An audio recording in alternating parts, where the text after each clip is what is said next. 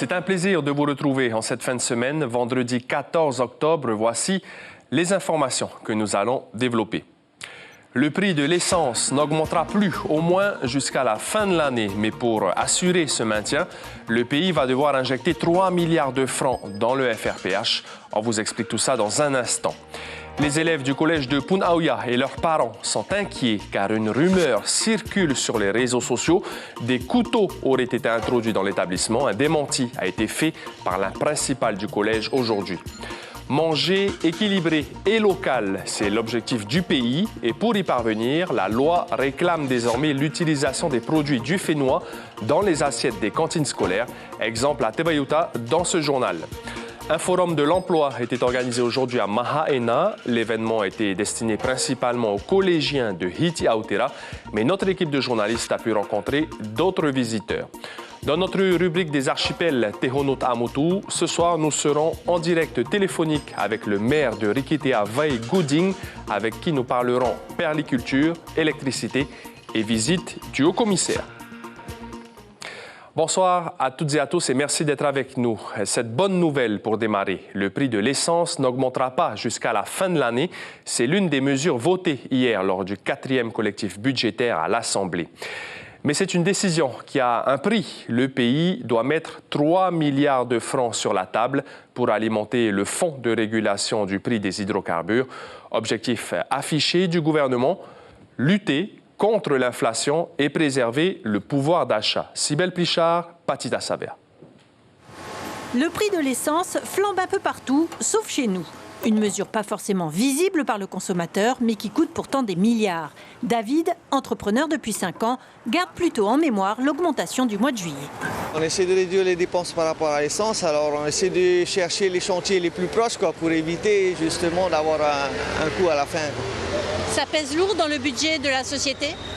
Quand même, hein, c'est les dépenses régulières, c'est ce qui pèse, c'est assez conséquent, oui. 20 à 30% du budget, quoi. Même chose pour William, chauffeur de taxi depuis 25 ans. Son syndicat envisage d'augmenter le tarif de la course. Moi, je ne fais pas le plein, parce que je ne peux plus faire le plein. Alors, je fais un petit peu, quoi. Alors, tous les jours, peut-être 2000, 3000, même plus, quelquefois. Ça dépend si on fait tour de l'île ou non. Ce qui permet de stabiliser les prix de l'essence, c'est le FRPH, le Fonds de régulation du prix des hydrocarbures. Pour éviter une nouvelle augmentation, le pays l'abonde de 3 milliards de francs. Car paradoxalement, l'économie repart et génère des taxes. Cela permet de dégager un peu plus d'1 milliard. Les réserves pour venir en aide aux entreprises ne sont plus aussi nécessaires, cela fait 1 milliard de plus. Enfin, le fonds de garantie de la dette est déjà bien alimenté. Le pays peut y puiser 1 milliard supplémentaire. En métropole, aujourd'hui, le prix du litre est à 240 francs. En Calédonie, il est beaucoup plus cher qu'ici. Au Vanuatu, encore beaucoup plus cher. Je crois qu'on est encore l'un des pays les moins chers. Et c'est un choix. C'est un choix que nous devons tous assumer au risque effectivement de voir le prix de l'électricité encore s'envoler de 20 à 25, voire 30% en plus. Le prix à la pompe s'envoler. Pour maintenir ce prix à la pompe de 181 francs le litre, les pétroliers Total, Mobil et Shell ont eux aussi fait un effort sur le coût du fret. Les transporteurs pétroliers ont plafonné le coût du fret. Pour vous donner un ordre de grandeur, ce plafond est aujourd'hui à 66 $ la tonne, alors que le prix réel, c'est 120 $ la tonne. Traduction, c'est un soutien d'1,4 milliard sur l'année et jusqu'à fin 2022, ce qui représente environ 6 francs par litre.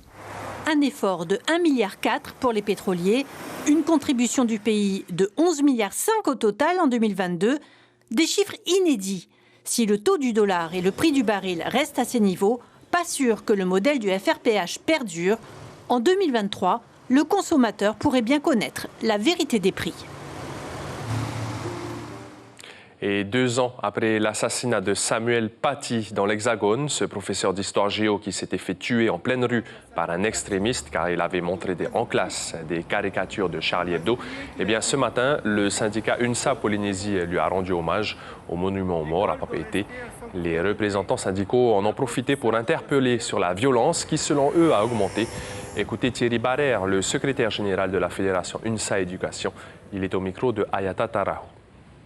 C'est très important, il faut qu'on rende hommage à Samuel Paty parce que c'est quelqu'un qui a défendu les valeurs d'expression, la liberté d'expression et puis en même temps la laïcité. Et derrière ça, il a tenté aussi d'aiguiser l'esprit de ses élèves. Mais au-delà de l'hommage qu'on doit rendre à ce monsieur, en Polynésie, avec les faits qui se sont déroulés au collège Henri Hiro, nous souhaitons aussi dénoncer par la présente la violence qu'il peut y avoir et l'escalade de la violence dans les établissements scolaires. Et c'est peut-être l'effet de l'agression du collège Henri Hiro, mais une rumeur circule depuis hier sur les réseaux sociaux. Des élèves de l'établissement de Fa'a se seraient introduits au collège de Punaoya munis de couteaux. Aucun témoignage n'est pour l'instant venu confirmer l'information.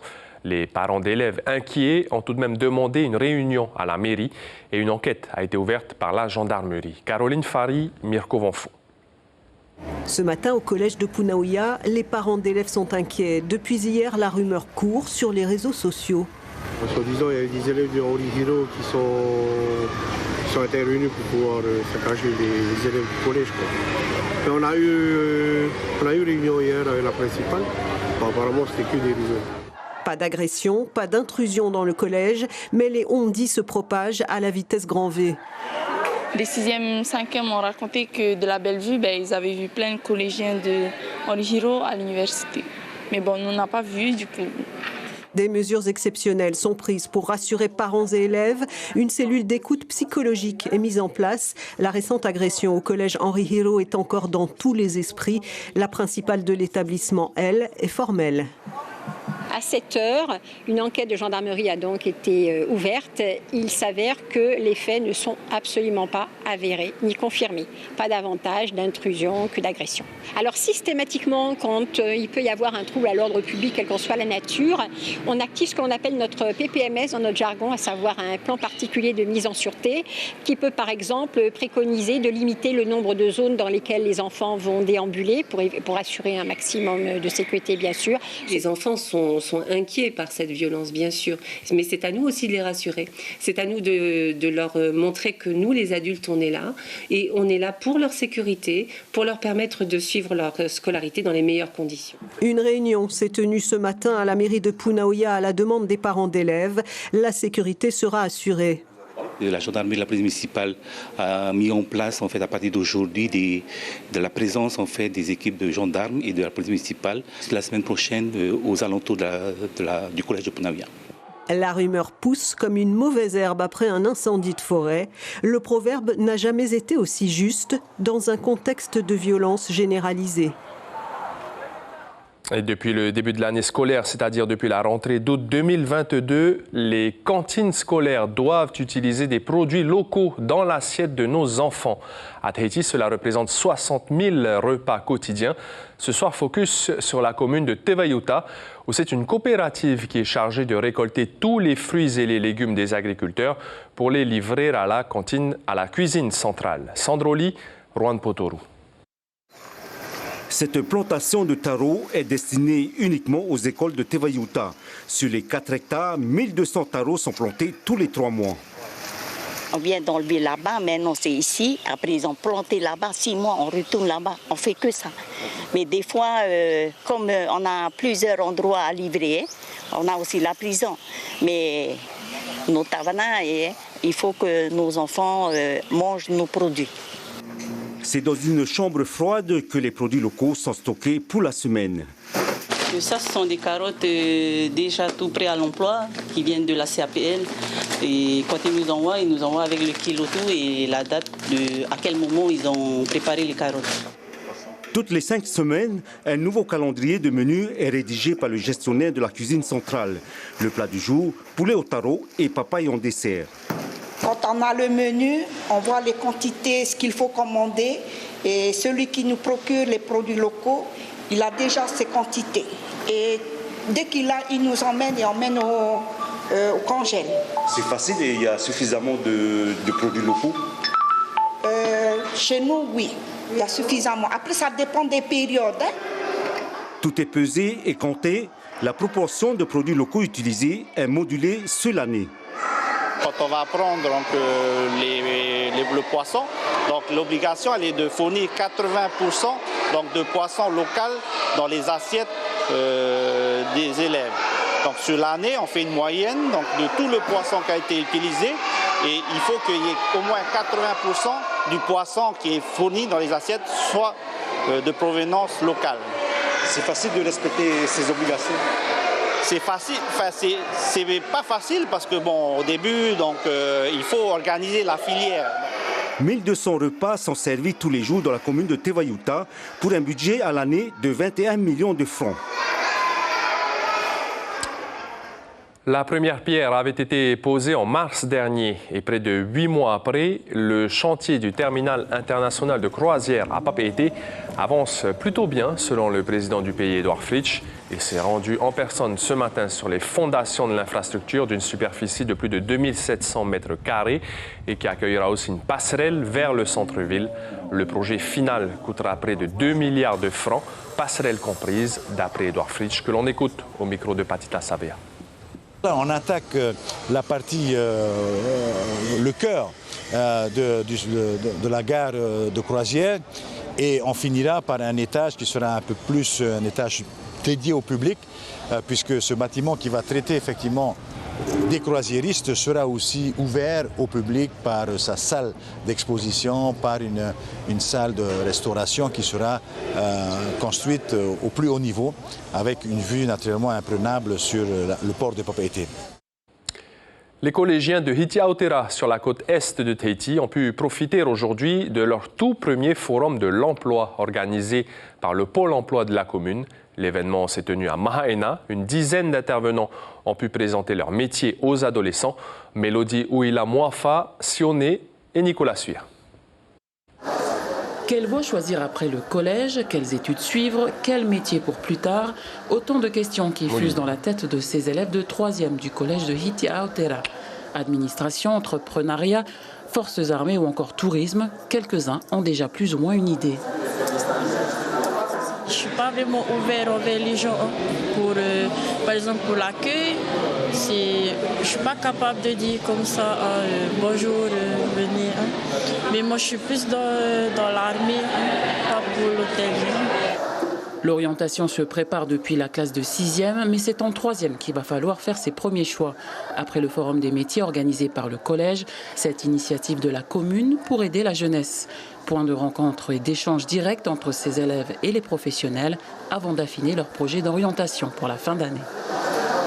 L'intérêt de le faire en début d'année, c'est que les idées ont le temps de mûrir jusqu'au moment où ils doivent faire leur choix pour leurs vœux de seconde. En 3e, ils ont tellement plein de questions, ils ne savent pas tous qu'est-ce qu'ils veulent faire. Ils ne savent pas les études qu'il faut faire, ils ne savent pas quelles compétences à avoir pour faire ce genre de métier.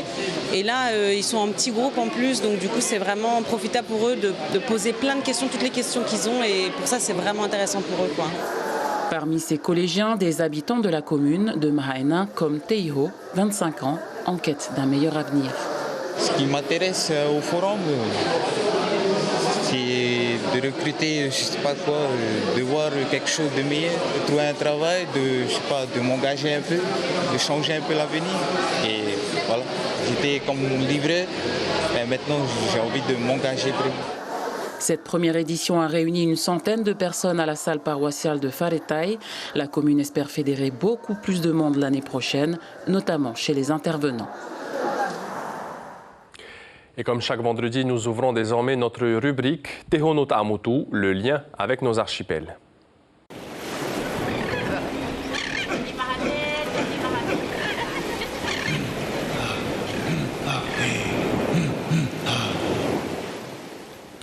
Et ce soir, nous sommes en direct avec le maire de Rikitea, Vai Gouding. Yorana, merci d'être avec nous. Une question d'abord sur la perliculture. Est-ce que le secteur se porte bien actuellement à Rikitea? Yorana tout le monde, Yorana la Polynésie. Comme vous le savez, depuis 2020, avec le Covid-19, la plupart des Chinois sont rentrés chez eux en congé avant mars 2020. Et depuis mars 2020 jusqu'à aujourd'hui, les frontières chinoises ne sont pas couvertes. Donc, il y a un problème de greffeurs et de greffeuses à l'équité en ce moment. Donc, beaucoup moins de greffeurs chinois, mais est-ce que la production se poursuit tout de même au niveau de la perle?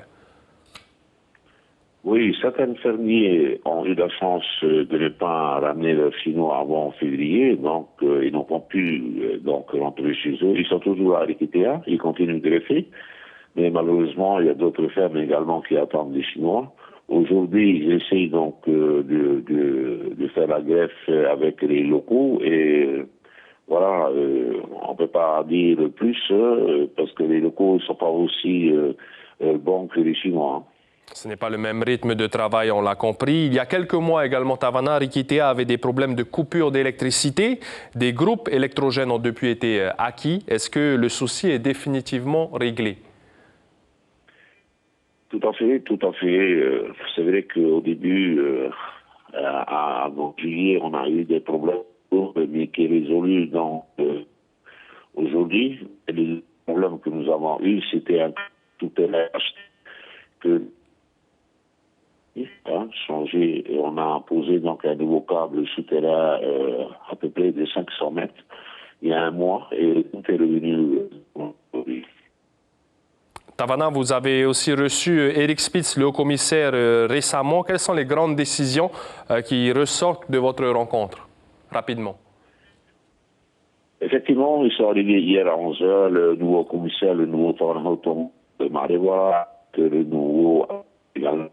Les thèmes ont été abordés dès leur arrivée, les études de prélèvement réalisées à Moruroa sur certains éléments comme l'eau, voilà, de tout quoi, le poisson. Et c'est ça la première. Et le deuxième, donc, c'est nos projets pour les années qui viennent. Merci Tavana Veigouding, Tavana de Rikitea pour ces détails. Merci encore une fois d'avoir accepté notre invitation dans Tehono Ta'amutu ce vendredi soir. Quels sont les projets prioritaires du budget Outre-mer 2023? L'Assemblée nationale s'est penchée sur cette question cette semaine et malgré une hausse de 11%, le budget est loin de faire l'unanimité. Les précisions avec Laurence Théatin. C'est un budget du ministère des Outre-mer annoncé en hausse de 300 millions d'euros qui arrive à l'Assemblée nationale. Première priorité affichée par le gouvernement, les préoccupations du quotidien. L'eau en Guadeloupe, avec une enveloppe exceptionnelle de 10 millions d'euros pour les collectivités territoriales en charge de la distribution d'eau potable, mais elles devront respecter leurs engagements opérationnels et financiers. Les Sargasses, le budget prévoit une contribution du ministère de 3,5 millions, à laquelle s'ajoutent les investissements finançant la création des services publics anti-sargasses aux Antilles en 2023. Ils seront intégralement pris en charge par l'État, selon le ministère des Outre-mer. 4 millions d'euros supplémentaires seront versés à l'initiative Kiwa, qui finance des projets de lutte contre le réchauffement climatique dans le Pacifique. Budget en hausse également pour le logement, plus 4 millions d'euros, et l'agriculture. Le gouvernement annonce un doublement des moyens en faveur de la diversification agricole, qui se voit allouer une enveloppe de 6 millions d'euros en 2023. Les moyens du service militaire adapté seront augmentés de 30 millions d'euros pour financer le plan SMA 2025+, ainsi que les 2 nouvelles compagnies qui doivent voir le jour à Mayotte et à Ao, en Polynésie. Les financements des aides aux collectivités territoriales sont également en hausse. Retour au Fénois, à Rangiroa, hier, c'était journée de recrutement de volontaires pour les sapeurs-pompiers de la commune. Les épreuves de sélection ont été organisées au centre d'incendie et de secours. Il y avait 13 candidats pour seulement 3 places de sapeurs-pompiers volontaires. Les tests se sont déroulés sous les yeux du colonel Michael Lecoq. C'est seulement la 2e fois que la commune de Rangiroa recrute des sapeurs-pompiers volontaires. On écoute le directeur de la protection civile, interrogé par notre correspondant Matua Hawata. Il y a toujours l'attrait de l'uniforme, l'attrait d'intégrer, mais il faut aussi avoir de la volonté, et c'est à la limite la première épreuve. Avoir l'envie de continuer, l'envie d'aller au bout des choses, et il vaut mieux ne pas se présenter si on ne se sent pas, parce que c'est un engagement total qu'il faut donner. Au lycée de Uturoa, pour valoriser un maximum la langue espagnole, les professeurs ont organisé la semaine hispanique. C'est la 5e édition de cet événement au sein de l'établissement. Pour l'occasion, c'est toute une action pédagogique qui est mise en place. Cette année, le thème était l'Eldorado, soit la conquête de l'or en Amérique du Sud par les Espagnols. Les élèves ont visiblement apprécié. C'est ce que nous dit Jean-Jacques Martinez, un des 2 profs d'espagnol du LUT. Les élèves de seconde ont préparé une exposition à l'intérieur qui montre les origines du mythe d'Eldorado, son évolution jusqu'à l'heure actuelle. Nous avons fait un petit spectacle de chant et un petit jeu de rôle pour inaugurer cette exposition avec, comme vous le voyez, les 2 gardiens d'Eldorado ainsi que le conteur qui est derrière moi, qui sont des élèves de seconde. Et voilà, nous faisons ça tous les ans pour... pour célébrer la langue espagnole dans le monde et pour célébrer l'enseignement de l'espagnol dans notre lycée. Et puis la 29e édition de la Havaikinui Va'a, la plus grande course de Va'a au monde. C'est dans moins de 2 semaines, du 26 au 29 octobre prochain, pour le grand retour de l'événement. Au niveau du parcours, il n'y a pas de grand changement entre les îles de Huahine, Eateata'a et Bora Bora. Par contre, la nouveauté intervient le samedi à Bora Bora avec une journée de compétition Va'a organisée pour les jeunes. Polynésie la Première se mobilisera en télé, en radio et sur Internet. Restez avec nous pour ne rien rater de l'événement. L'information principale de ce vendredi 14 octobre, c'est la décision prise par l'Assemblée de Polynésie de geler les tarifs de l'essence au moins jusqu'à la fin de l'année. Il n'y aura donc plus d'augmentation du prix des hydrocarbures au Fénois, mais en retour, le pays devra injecter 3 milliards de francs supplémentaires dans le FRPH. Sur votre petit écran, ce vendredi soir, une série, Diana Boss, l'histoire d'une femme qui est avocate le jour et rappeuse la nuit. Après cela, plusieurs concerts de hip-hop symphonique, une soirée au ton très américain ce vendredi. Merci d'avoir été fidèle au rendez-vous. C'était un plaisir de vous accompagner. Je vous souhaite une très belle soirée et vous dis à demain.